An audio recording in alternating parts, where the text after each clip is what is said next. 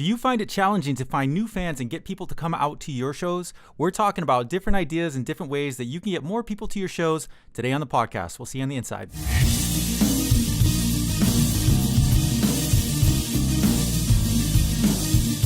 What's going on, everybody? This is Mike from the Songwriters podcast, and you are here today checking out this episode. I am the designer and the creator of the Songwriters Planner. Hopefully you have been able to check that out. If you're here, you may have gone through the route of my website to find this podcast. Either way, I am glad to have you here. Really, really appreciate it. It was one of my goals this year to make sure that I definitely express to you guys out there who listen to this podcast and anybody that visits my website to say thank you, to just say thank you for checking out my content, checking out the Songwriters Planner, checking out the podcasts, swinging by my Facebook page. I really appreciate that, man. I think that gratitude is one of the most important things that anybody should have, especially artists and musicians. And I really am trying to practice that even more now as sales have come in for the planner, which is really awesome. No, but not only that, but having people come in and check out these podcasts. And I think doing these podcasts every week has been very meaningful to me. Some would say therapeutic probably, but also hopefully I'm providing some value to you folks out there. And as always, please feel free to send me your feedback on what you think, on your ideas. This is me just talking. It's one voice. I would love to hear more about what you guys think, okay? So thank you. Okay, so today on the podcast, as I mentioned in the intro, we're talking about playing shows and how do you get more people to come see you play, okay? And this is something that every artist, every musician struggles with at one point in time. I mean, you start from zero, right? You start from basically your close friends and your family coming out to your shows. And how do you start from there and start building up to where you can play a show and you're confident you're going to have a solid foundation, a solid crowd? It's really difficult sometimes, and we all struggle with that because in order to get people to our shows, obviously the music, people are going to be attracted to you and your music. That's pretty much the one center point of everything. But in addition to that, we also have to be marketers and promoters of our own music, unless you have someone doing it for you, which if you do, great. But if we're looking at this from a do-it-yourself standard, which is the way I usually like to look at things because a lot of us fall into that boat, how do you build a fan base? Especially in this day and age when there's just so much competition. There's so many people doing music, playing music, advertising music, and with social media, it seems like everybody's got something going on every night. It can be really overwhelming and disheartening at the same time. But we're here today to talk about, first off, a couple of the problems that we have as artists, and then a couple of ideas, a couple of tips that we can try to get better results when it comes to getting people out to the shows. So that is what we're talking about today. For me personally, I've always struggled with this. I've been in many, many bands over the years, and it's always been a problem. No matter how good the band is always, if I've been in really, really awesome bands, been able to work with some really talented people, but no matter at what level, there was always a struggle of how are we going to get people out to our shows? Should we play more? Should we play less? Should we promote more? Should we be more secretive and not promote? I mean, I've hit this thing from so many angles, and I'm going to share with you today some of the things that I've learned over the years. And as I mentioned before, don't let my voice be the final voice to this subject. I would love to hear from you guys. Okay, so we're all artists and we all play music out there, and we all have different tactics and different ways that we promote ourselves. So again, please feel free to give me your insight as well, okay? So let's start off by talking about some of the problems that we have as artists. And if you're in a band, that bands can have. There's this issue of how often should we be playing, right? And I'm going to take this context as your own hometown. Now, I know there's a lot of touring acts out there. I know a lot of people tour, which is awesome. And in that case, you have a different problem because you also have a situation where how do you get people to your shows that aren't in your hometown, and that I'll probably save for another podcast episode, because that's a whole different beast unto itself. Now we're talking reaching out, but for this sake, we're talking, how do you get people to your shows where you live? Okay, your city, your town, your county. So what kind of problems do you have? Do you come up, do you find yourself having? And one of the big ones that I always hear is, am I playing too much? Am I playing, like, how many shows am I playing? Am I playing too much? Am I watering down my crowd because I'm playing too many shows? That is something that has come up over the years, and I could see how it could be possibly perceived as an issue. I mean, if you're out there every weekend, or every, twice a week, or every other weekend, for a long period of time, you may wear down your crowd. I mean, who knows? It really depends on, obviously, what kind of gig it is, and what kind of artist you are, and if you're, what the context is. If you're doing like a weekly show and you're a hired weekly guy and you're doing everything, that's different. But if you're an original artist and you're trying to get your music discovered or heard by more people, playing a lot, especially over a long period of time, maybe that hurts you. I don't know. I'd love to hear what you guys think. But that is an issue that I think we all deal with.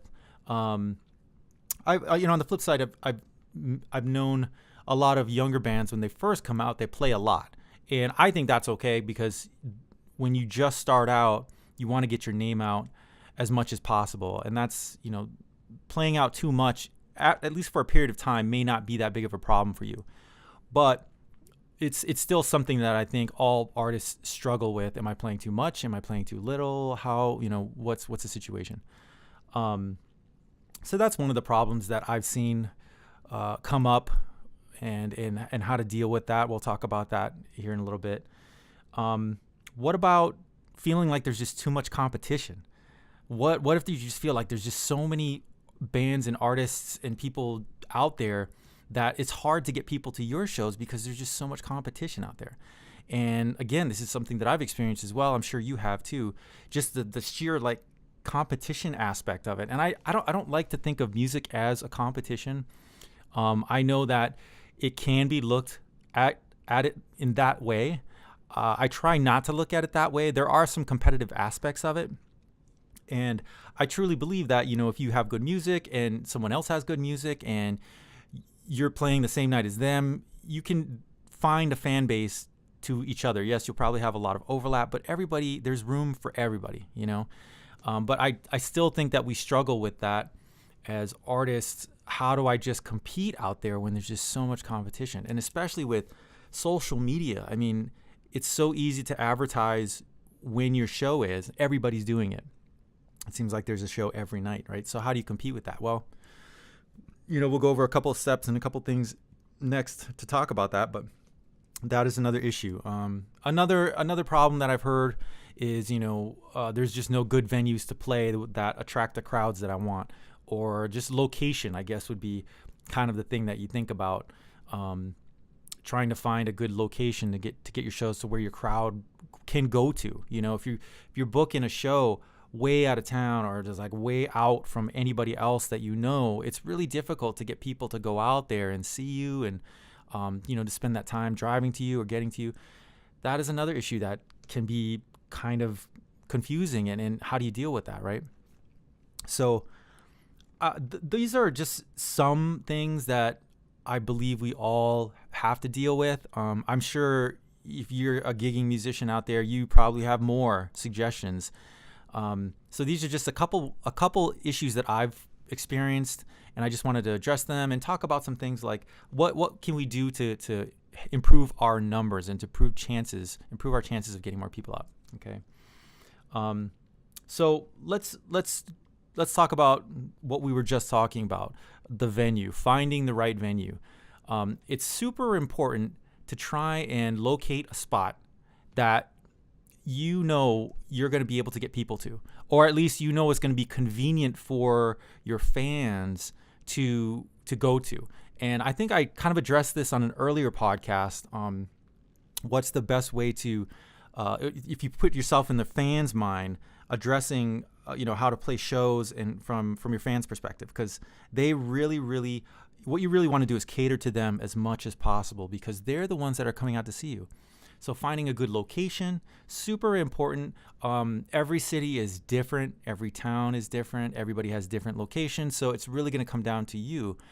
And but kind of think outside of the box. It doesn't have to be your local bar, your local club. Try a coffee house, or try like a local community center or something that you can try different things or try different places and go into these places and be like, hey, would you mind if I did a show here, or could my band play at the high school gym or something like that? Just try and think out of the box, so you don't think that, oh, it's only local venues. I mean, what is even cool? Doing at your house, man, or find a friend that has a house that you think would be a great venue. That works too. Just the important message is just to kind of think outside the box when it comes to venues and locations. It doesn't have to always be traditional clubs and bars. Of course, if you do something like a house party, you have certain things you need to make sure you have covered, obviously, aka police, all that stuff. But just try and stay open-minded about it all. I guess that's the message here. Another thing you want to do is make sure you choose a great date for your gig. If you've scaled back your shows and you've decided, I just want to play less shows so I can get more people to it, make sure you choose a really good date to play your show. A date that is open, there's no holidays on it. Depending on what city you live in, there's something. If you live in a bigger city, there's something always going on. Then it really is going to come down to you just picking a date. Most people, I would say, prefer weekends, obviously, because that's when it's easier for a lot of people to go out. But don't count out, a Thursday or maybe even a Wednesday. If you're really trying to get people out, people start getting into the mood of doing fun things and going out and checking things out, Thursday, maybe Wednesday, Thursday, and then, of course, Friday, Saturday. Just kind of making sure you have the right date locked in. And, don't settle. Don't settle for the date that you don't want, because if you're settling, then you're not going to be as motivated to promote and get the show going. So find a great date and work your best to make sure that it's a neutral time, a neutral calendar date where you have the best chances of people coming out to see you, okay? And another thing, let's talk about what kind of advertising and promoting and marketing. And I know I can hear it in your voice. You're going, I hate promoting. I hate marketing. I know how you feel about that. Most of us are not natural marketers or promoters, but if you really want to make a dent in getting yourself out there and getting more people to your shows, and what I call is you have to make a really good effort, a good concerted effort to be, and I use this term a lot, top of mind of your fans and people who you want to come out. And what that means is basically being out online, making sure that they know you exist and that you have something coming up. And that means posting daily, if you can, on all your social media platforms. Now, you don't have to be salesy, and you don't have to be, hey, I got a show coming up. Please come out to my show. Hey, here's a show coming up. I really want you to come to my show. You don't want to be too salesy with your social media posts. Matter of fact, you can post things, and you don't even have to say, make every third post a flyer. But you don't have to say it in every single social media post. People like organic content. People like funny things. People like interesting things. People like heartfelt things. And then, there's this whole idea of where you just give to people. Give them great feelings. Give them great content. Give them things that make them laugh. And then every third or fourth post say, hey, don't forget, just want to let you know we got a show coming up here. Here's our information, and love to see you guys out there. And boom, and then go back to some great content. Share some songs from your album, or share a video of you playing a song, and then share a funny meme. Mix it up. Mix that kind of advertising and promotion up, and make it fun. Nobody likes being bombarded with flyer after flyer after flyer after flyer, especially in their social media news feeds in this day and age. If all your band is doing is, or you as an artist is just putting flyers out after flyer, people what they do is they start turning that into an ad in their mind. And what they start ignoring it. Ads are really easy to ignore. So you want to just keep it fresh. It's really important to look at marketing and promotion in that kind of aspect. So you continue to stay at the top of mind of people who are checking out your social media feeds. So running a good, healthy content marketing campaign is really good. And again, this is going to be another podcast that I'll go into, online promotion and marketing.